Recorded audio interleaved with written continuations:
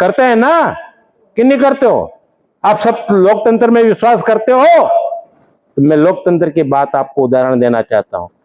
संपूर्ण राजनीतिक दल जो आज वर्तमान में विपक्ष की भूमिका अदा करें, लेफ्ट हो, समाजवादी हो, कम्युनिस्ट हो, अन्य अन्य दल के राजनीतिक दल हो, टीएमसी हो, ये सब लोकतंत्र की दुहाई दे रहे हैं।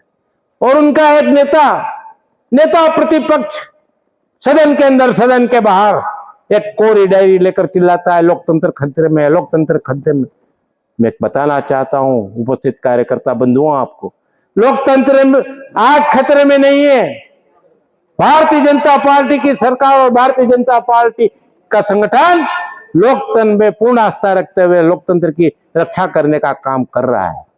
उदाहरण हमारे पास है, आपको अतीत में ले चलता हूं। आजादी के पहले प्रधानमंत्री बने पंडित जवाहरलाल नेहरू ने हजारों बार इस लोकतंत्र को मोड़ा।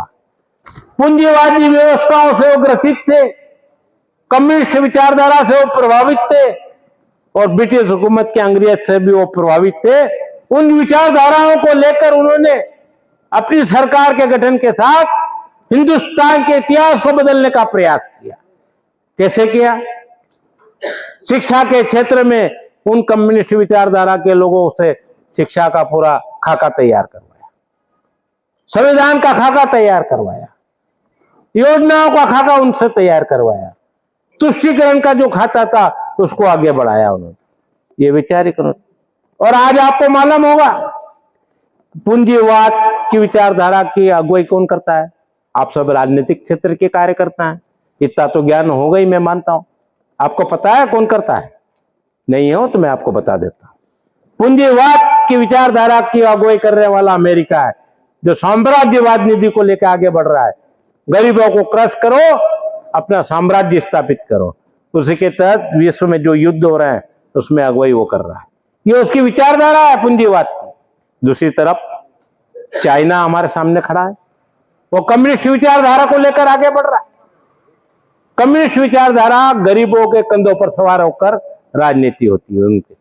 उस विचारधारा, वो भी आधुनिकवादी, वो भी विस्तारवादी सोच के ही नीति को आगे बढ़ा रहा है। इन दो विचारधाराओं से जुड़े हुए हिंदुस्तान के बुद्धिजीवी और शिक्षाविदों को लेकर देश की प्रथम सरकार ने अपना वैचारिक अनुष्ठान चालू करा, जो देश के लिए सबसे खतरनाक साबित हो रहा है। लॉर्ड मैकेले की शिक्षा पद्धति यहां लागू की गई। हमारी जो गुरुकुल पद्धति थी, सनातनी परंपराएं हमारी थी, आश्रम की पद्धतियां थी, रोजगार देने वाली रोजगार मुखी शिक्षा नीति हमारी उस समय चलती थी, उसको तहस नहस करके हिंदुस्तान में ऐसी शिक्षा नीति उस समय पंडित जवाहरलाल नेहरू ने स्थापित की, जो सिर्फ बाबू बनाने का काम कर। लॉर्ड मैकेले, उस पद्धति के कारण पूरे हिंदुस्तान का तहस नहस कर दिया उन्होंने। और आगे की बात करें वैचारिक अनुष्ठान की तरफ से, तो आज देखिए आप, तुष्टीकरण की नीति के चलते भारत माता का अंग भंग हुआ, भारत माता का विभाजन हुआ इस्लामवाद के नाम पर, मुस्लिम परिस्थिति के नाम पर। और आज भी आजाद भारत की परिस्थितियों का आंकलन करिए, वही लोग सर उठा रहे हैं, वैचारिक रूप से सर उठा रहे हैं, सोशल मीडिया के माध्यम से सर उठा रहे हैं। वो अपने उस वैचारिक अनुष्ठान को आगे बढ़ा, और उनकी अगुवाई कोई कर रहा है तो कांग्रेस का नेता प्रतिपक्ष। 5 मिनट बोलूंगा अभी। तो ये सब चीजें हमारे सामने हैं। अब